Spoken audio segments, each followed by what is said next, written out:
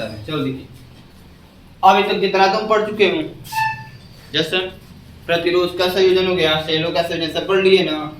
यहाँ से अपनी जितना पढ़े वो सब काम छोड़ो, अब यहाँ से आपका शुरू हो रहा है। ये सबसे मोस्ट इम्पोर्टेंट टॉपिक्स है और हेडिंग्स भी है, इसके रिलेटेड एग्जाम में अक्सर हर साल क्वेश्चंस आते हैं और इसके बाद भी कुछ हेडिंग्स हैं जो इसी पे डिपेंड है। आज के हेडिंग्स का नाम जानते हैं क्या है? किरचॉफ का नियम।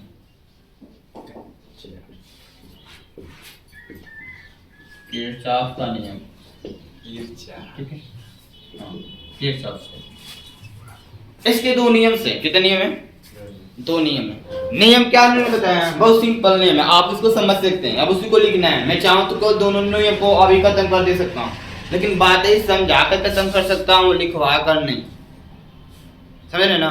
तो समझाने के लिए समझा दे रहा हूँ, लिखवाने के लिए एक नियम लिखवा दूंगा, एक कर लिख लेना, ठीक है। इसमें देखो किरचॉफ ने दो नियम दिया। पहला नियम जानते हैं क्या है? बोलते हैं KCL, किरचॉफ जंक्शन लॉ, इसको बोलते हैं किरचॉफ जंक्शन लॉ। किरचॉफ का संधि नियम। जंक्शन का मतलब क्या होता है? जहाँ ढेर सारी चीजें मिलती हैं, जहाँ ट्रेन जहाँ पे मिलते हैं तो जंक्शन बोलते हैं, नहीं बोलते हैं? जहाँ पर ढेर सारी ट्रेन की पटरियां मिलते हैं उसको जंक्शन बोलते हैं, समूह बोलते हैं। जंक्शन का मतलब है जहाँ पर ढेर, यहाँ पर क्या है? किरचॉफ ने बताया किरचॉफ जंक्शन लॉ का मतलब होता है संधि नियम, इसको बोलते हैं। क्या बोलते हैं? अब संधि नियम बोलते हैं। तो फिर बोलते हैं क्या बोलते हैं? संधि नियम। और दूसरा होता है KVL, Kirchhoff voltage law. Kirchhoff voltage law होता है, वोल्टेज का मतलब विभवांतर होता है, विभव का। क्या होता है? विभव। तो विभव का नियम है, ठीक है। विभवांतर के बारे में बात किया, किसके बारे में? पहले वाले में जंक्शन, दूसरे वाले विभवांतर। जंक्शन तक किसका जंक्शन? किसका जंक्शन? धारा का जंक्शन। किसका जंक्शन? ट्रेन का जंक्शन नहीं है, एरोप्लेन का जंक्शन नहीं, धारा का जंक्शन। किसका है? धारा का। यानी उन्होंने क्या बोला? पहला नियम के अनुसार क्या होता है कि संधि, कोई संधि है जहां पर ढेर सारे रास्ते या डायरेक्शंस मिले, बस समझ रहे हो? ये हमारा यहाँ पे क्या है? जंक्शन है। क्या है वो? जंक्शन। इस जंक्शन में क्या देखेंगे? जंक्शन में आप देख सकते हैं इसको, यहाँ से जंक्शन से एक पॉइंट क्या है जंक्शन में?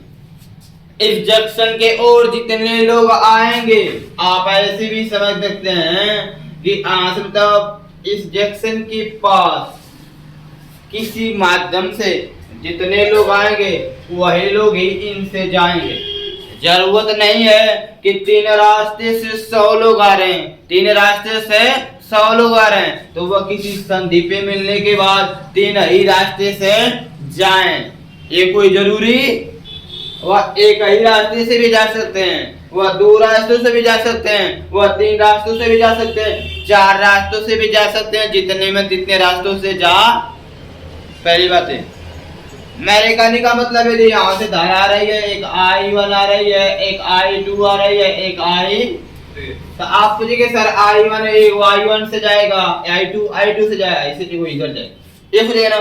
ऐसा कुछ भी नहीं बाबू। यहाँ पर जंक्शन पे जैसे मिलेगा ये तीनों धाराएं आकर मिलेंगी, यानी कि यहाँ पर होगा I1 plus I2 plus I, यहाँ पर जब मिलती हैं तब के लिए, जब मिलेंगी तब वो होगा, नहीं होगा। बट अब ये तीनों जब मिल जाएंगे तो कुछ बनेगा ना, मिश्रित। अब मिलने के बाद क्या होगा? ये 4 रास्तों से मान लिया गुजर जाएगी। कितने रास्तों से बाबू?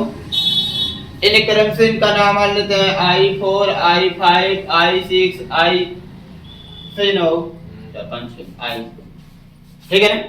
अब यदि इनका योग निकालते हैं I4 plus I3 plus I3 करें I5, I6, I7, तो पता चलेगा यहाँ पर मान लेते हैं एक साथ है, यहाँ पर मान लेते हैं 1 मिनट, यहाँ पर मान लेते हैं एक साथ है, यहाँ पर मान लेते हैं। तो क्या आप देख सकते हैं? बताओ क्या आप कह सकते हैं कि जो x होगा शायद y के बराबर होगा? जो x का मान होगा जो y के, क्या आप ऐसा बोल सकते हैं? क्यों? बिकॉज देयर इज अ 3, मतलब वो यार बोल सकते हैं प्रोफेशन हो जाओ, छोड़ो उसको, बोल सकते हैं 100%। आप बोल रहे नहीं बोल सकते हैं, आप सोच नहीं। अरे नहीं, यहाँ से 5 लोग आए थे, 5 लोग जाएंगे ना, 15 लोग जाएंगे, 5 लोग। 20 लोग आए तो 20 लोग जाएंगे ना। अब कितने रास्ते जाने उससे कोई मतलब। अरे 3 लोग नहीं आ रहे हैं, मतलब 3 रास्ते से 3 आ रहे हैं धारा, तो ये धारा करूंगी 100 का, मतलब 15 एम्पियर हो गया। क्या हो गया? 15। तो क्या यहाँ से 15 एम्पियर ये जाएगा ना, बढ़ते रहता 15 एम्पियर जाएगा ना, तब क्या बोले कि नहीं नहीं हो सकता है। क्या सोच के बोले हैं? बोलिए, आप बताइए, आप बताइए, बता सकते हैं सर, क्या? मतलब बराबर बराबर चारों में जाएंगे। नहीं, ये कोई जरूरत नहीं, जरा रह जाएगा, ये कोई जरूरत नहीं है। वो नहीं मतलब बराबर जाएंगे। अरे हम भी तो बोल रहे हैं नहीं, ये कोई जरूरत नहीं बराबर जाएंगे। जरूरत नहीं कि यहाँ पर मान लेते हैं 20 हो गया, 20 का मतलब 4 को इनमें, 4 को इनमें, 4 को इनमें, ये कोई जरूरत नहीं है, ये कोई जरूरत नहीं है। वही समझ वही कर रहे हो ना। वो कोई जरूरत नहीं है उसकी, आ सकता नहीं है। हो सकता है इसमें 1 जा, इसमें 8 जा, इसमें 2-3 ऐसे जा सकते हैं, वो कोई जरूरत नहीं, आ सकता नहीं है, वो जाने के ऊपर डिपेंड है इसके। यानी क्या है बोला गया है कि जितने लोग आएंगे संधि को, अब ये बताओ कि ये दूर जा रहे हैं संधि से ना, ये संधि से कर रहे हैं दूर जा रहे हैं, तो दूर जाने वाली जो धाराओं का योग होगा संधि के पास आने वाली धाराओं के योग के बराबर होगा। किरचॉफ के प्रथम नियम अनुसार या किरचॉफ के संधि के नियम के अनुसार संधि की ओर आने वाली धाराओं का योग संधि से दूर जाने वाली धाराओं के योग के बराबर होता है। अर्थात किरचॉफ के प्रथम नियम अनुसार संधि की ओर आने वाली धाराओं का योग संधि से दूर जाने वाली धाराओं का योग का बीजगणितीय योग का बीजगणितीय योग शून्य होता है। आप बीजगणितीय का मतलब है उसको सॉल्व करना, सभी को एक पक्ष में लाकर जोड़ना। क्या करना? कहने का मतलब क्या है? आपने बोलेंगे कि sir I1 plus I2 plus I3 बराबर होगा I4 plus I5 plus I6 plus I। आप बीजगणितीय योग का मतलब क्या है? सबको एक साइड करना। क्या करना? I1 plus I2 plus I3, ये कौन सा है बाबू? आने वाली धारा है। कौन सा है? आने वाली। सारा प्रूफ अभी बता रहा हूँ। I4 plus I6 plus I6 I5, I5 plus इसको कुछ तो लिख दो I6 प्लस I7, इधर आएगा तो क्या होगा? माइनस हो जाएगा। क्या हो जाएगा? पूरे चीज को इस साइड लिया, बस बाहर माइनस लिख दिया, ब्रैकेट खोलेंगे सब माइनस होगा। क्या होगा? बराबर क्या हो जाएगा? आने वाली धाराओं का योग जाने वाली धाराओं का बीजगणितीय योग का मतलब जोड़ घटाना, वो तो डिपेंड होता है मैथ के नियम पे। बीजगणितीय का मतलब होता है ना, जब माइनस से क्या आएगा? 0। क्या आएगा? सिंपल बात है। आने के इसको आप ऐसा लिख सकते हैं सिग्मा आई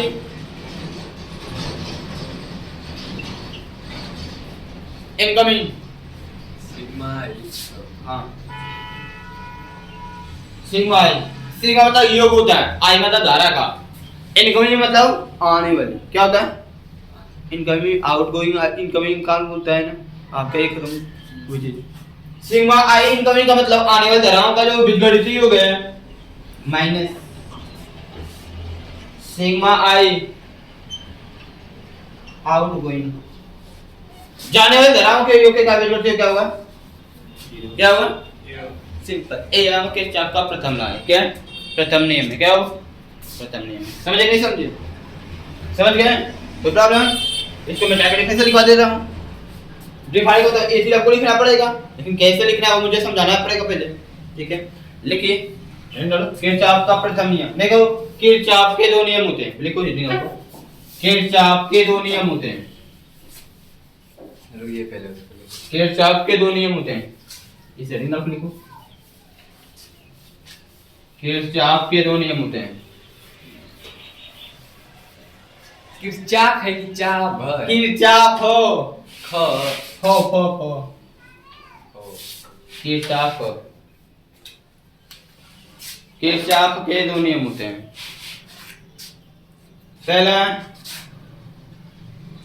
यानी ऐसे लिखेंगे किरचॉफ का प्रथम नियम, प्रथम नियम जिसको हम लोग किससे जानते हैं बाबू? संधि नियम के नाम से। किससे? संधि नियम से, जिसका प्रतीक क्या होता है? KCL। KCL का मतलब क्या है? Kirchhoff junction law, Kirchhoff junction law, KCL। ठीक है, ये इसका नाम है। ठीक है, इसको समझने के लिए क्या करना है? अपनी कॉपी पे अच्छी तरीके से किसी एक तरफ राइट साइड में दाईं तरफ ऐसे फिगर बनाना है, ऐसे फिगर बनाना है, ठीक है। और यहाँ याद रखना है कि संधि है, ये क्या है, संधि है। इसको इसको इसको इसको इसको ऐसे दिखाना है, इस संधि जंक्शन, क्या है, संधि जंक्शन से, ठीक है। यहाँ पे ऐसे लिख लेना है, कहाँ होना है, कॉपी बना लीजिए, किस साइड, चाहे बीच बना लो और चाहे कॉपी पे दाएं तरफ बना लीजिए, किधर, दाएं तरफ की ओर बनाओ। ऐसे लिखेंगे, I1 है, I2 है, I3 है, I4 है, I5 है, I6 है, I7 है,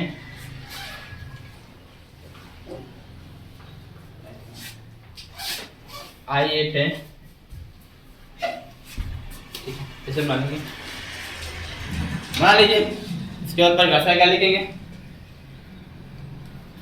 बोल देंगे, लिख लेंगे ना। इसको एक साइड बनाए हैं, फिर बीच में बनाते हैं यहाँ पर। जहाँ बनाना बना दीजिए, कोई प्रॉब्लम नहीं। जहाँ बनाना बना दो, जहाँ आपको बनाना है वहाँ साइड में, चाहे दाएं तरफ बनाइए, चाहे बाएं तरफ बनाइए, चाहे बीच में बनाइए, कोई प्रॉब्लम नहीं। इसकी ओर बना लीजिए बस अच्छी तरह से इसको, ठीक है।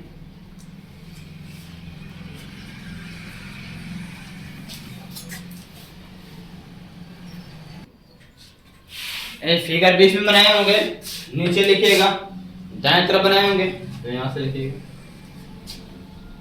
ठीक है।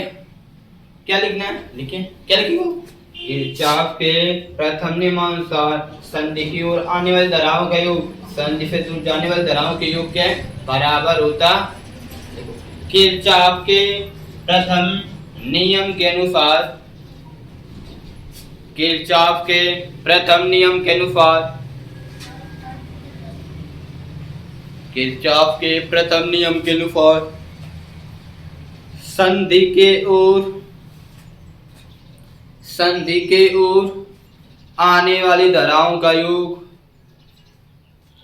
संधि के ओर आने वाली धाराओं का योग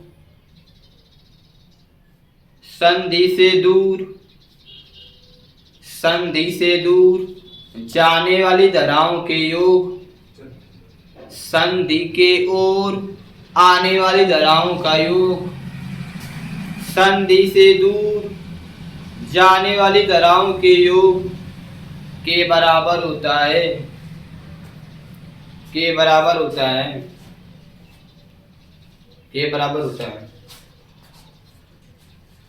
हो गया।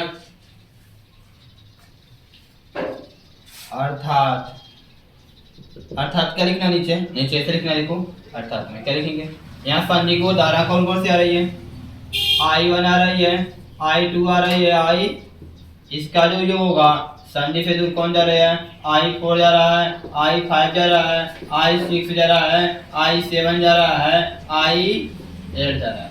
ये क्या होगा आपस में बराबर। देखो संधि को कौन कौन आ रहा है, I1 I2 I3, ये सब संधि की ओर आ रहे हैं, संधि की ओर, बट ये सब क्या है, संधि से दूर जा रहे हैं, संधि से, तो संधि की ओर आने वाली धाराओं का योग संधि से दूर जाने वाली धाराओं के योग क्या है, अभी समझाया गया ना आपसे, ठीक है। इतना लिख लेंगे, लिख लेंगे। अब यहाँ पर लिखेंगे, या दूसरी परिभाषा लिखना है, ठीक है। क्या लिखेंगे, किरचॉफ के प्रथम नियमानुसार, देखो या लिखो, किरचॉफ के प्रथम नियम अनुसार, दूसरी वाला, अरे दूसरा नहीं, या लिखो इसमें, किरचॉफ के, नहीं लिखेंगे अर्थात वाला, अर्थात वाला मतलब ये वाला लिख लिया ना, नहीं लिखे, क्यों, लिखो इसको पहले, अर्थात डेफिनेशन से क्या, इसको लिख लो, उसके बाद लिखो।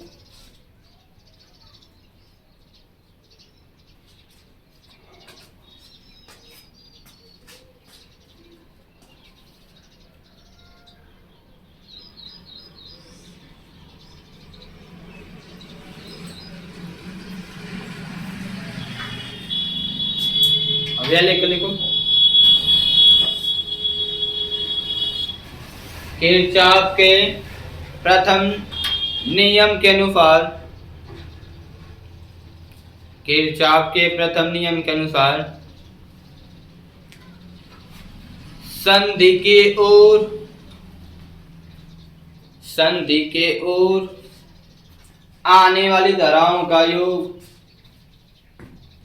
संधि के ओर आने वाली धाराओं का योग आने वाली धाराओं का योग, संधि से दूर जाने वाली धाराओं के योग के, जाने वाली धाराओं का योग, संधि से दूर जाने वाली धाराओं का योग, योग का बीजगणितीय योग, का बीजगणितीय योग, बीजगणितीय योग शून्य होता है। बीजगणितीय योग संधि से दूर जाने वाली धाराओं का योग का बीजगणितीय योग शून्य होता है। बीजगणितीय योग शून्य होता है। हो गया ना? ये देखना, अर्थात कि क्या है, ये संधि की ओर धारा आ रही है, ये संधि से दूर जा रही है। तो संधि की ओर आने वाली धाराओं का योग, संधि की ओर आने वाली धाराओं का योग, संधि से दूर जाने वाली धाराओं का योग, संधि से दूर जाने वाली धाराओं का योग। यही धारा संधि से दूर जा रही है ना, इसका बीजगणितीय योग। जब इसको इस तरह लाएंगे तो क्या होगा? माइनस का हो जाएगा, बराबर क्या आएगा? क्या आएगा? अब इसको आप ऐसे लिख सकते हैं, कैसे लिख सकते हैं? ये सिग्मा आई सेल से सिग्मा आई इनकमिंग, सिग्मा आई इनकमिंग मतलब आने वाली धाराओं का योग माइनस सिग्मा आई आउट गोइंग, जाने वाली धाराओं का योग क्या होगा? जीरो। क्या होगा? जीरो। ठीक है, ये आपका हो गया किरचॉफ का प्रथम नियम कंप्लीट। ठीक है,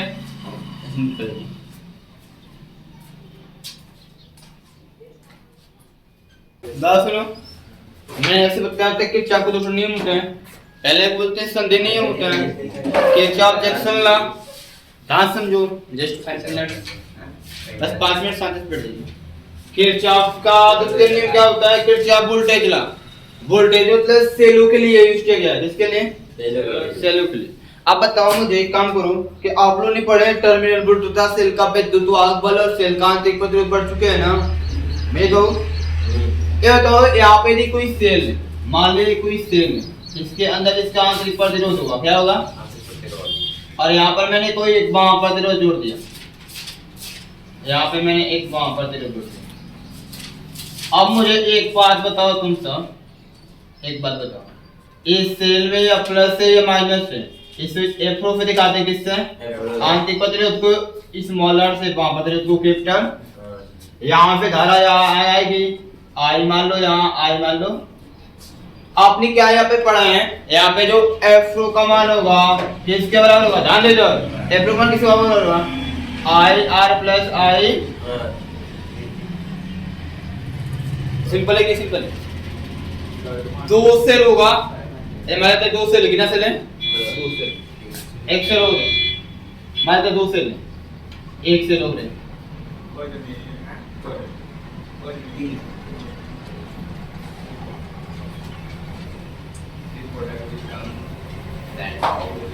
एक प्रतिरोध है हमारे पास।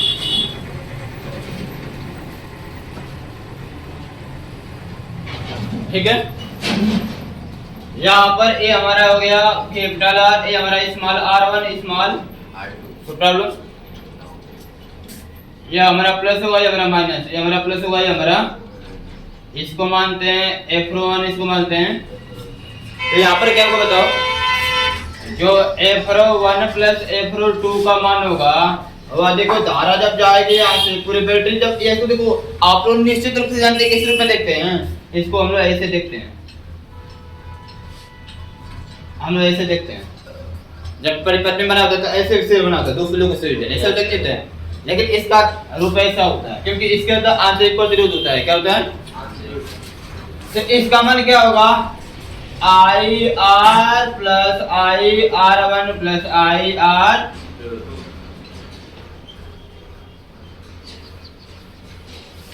भाग नहीं होगा बोलो। आई आर वन ये बार वाला है, I R one plus I R two, ये आई आर बराबर होगा नहीं होगा? तो एक पहली बात है, क्या दो बातें यहाँ प्रॉब्लम कंप्लीट होगी? दो बात। तीसरी बात है कि किरचॉफ का वोल्टेज ना जो द्वितीय नियम होता है वह बंद लूप के लिए लागू होता है। बंद परिपथ के लिए, खुला परिपथ नहीं होना चाहिए। परिपथ जैसे संधि नियम होता है खुला होता है, क्या होता है कहीं से धारा आती है कहीं जाती है, खुला होता है। लेकिन हमेशा क्या नहीं क्लोज बंद होना चाहिए, क्या चाहिए। किरचॉफ का द्वितीय नियम बंद परिपथों के लिए लागू होता है। और इसमें क्या होता है जो वोल्टताओं का बीजगणितीय योग शून्य होता है। यदि मैं इसको इस साइड लाऊं तो पता चलेगा कि सिग्मा, पता चलेगा यहाँ से क्या होगा आपको समझ में ऐसे आ जाएगा। F row minus I R minus I plus I R minus I R plus I है माइनस आई बराबर 0। यहाँ वोल्टताओं का बीजगणितीय योग क्या होगा 0 होगा नहीं होगा। जितना एफ रो कमाना होगा उतना नहीं दोनों आगे कितना आएगा। यानी कि यहाँ पर आपसे लिखते हैं इसलिए कि सिग्मा इसमें भी बराबर क्या होगा सिग्मा भी का मतलब वोल्टताओं का बीजगणितीय योग। वोल्टताओं का बीजगणितीय योग कितना आएगा 0। किसमें किरचॉफ के द्वितीय नियम। मैं ये सब चीज कहाँ से निकाल समझ नहीं समझ रहे ये तो पहले पढ़ चुके हैं हम लोग। इसी का जब बीजगणितीय योग निकल के आएगा 0 आएगा, क्या आएगा 0। इसमें लिखिए बोल दे रहे हैं, लिख लो किरचॉफ के द्वितीय नियम के अनुसार, नहीं किरचॉफ का द्वितीय नियम बंद परिपथों के लिए लागू होता है। किरचॉफ का द्वितीय नियम बंद परिपथों के लिए लागू होता है।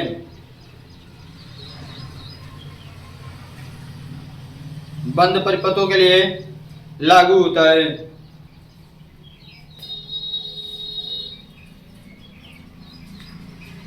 प्रतिरोध तथा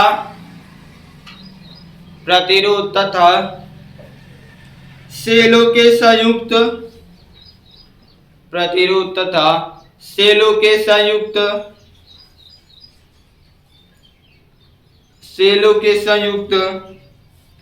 किसी बंद युक्त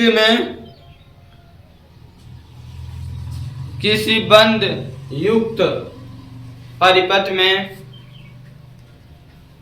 सेलों के संयुक्त किसी बंद युक्त परिपथ में वोल्टताओं का बीजगणितीय योग शून्य होता है। वोल्टताओं का बीजगणितीय योग शून्य होता है। वोल्टताओं का बीजगणितीय योग शून्य होता है। ठीक है हो गया ना। इस साइड में फिगर बना कर लिख लीजिए। इसके लिए इस फिगर के लिए होगा इस फिगर के लिए, ठीक है ना।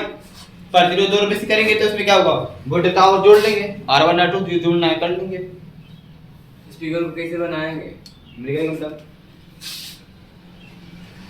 ऐसे आगे इस प्रतिरोध का मान R2 हो जाएगा इसका R1 इससे क्या होगा I R1 I R2 इसमें जोड़ना पड़ेगा ना तो इसमें एक और आ जाएगा प्लस में I R बात हो जाए, ठीक है ना। ये तो इससे फिक्स है गाइस, प्रो प्लस से प्रो सेल तो हो जाएगा। इसको जब भी डाला के तो 0 आ जाएगा, क्या हो जाएगा 0 बनाना है इसको तीनों वाला बनाना है तीनों। अरे क्या तीनों चारों बराबर है।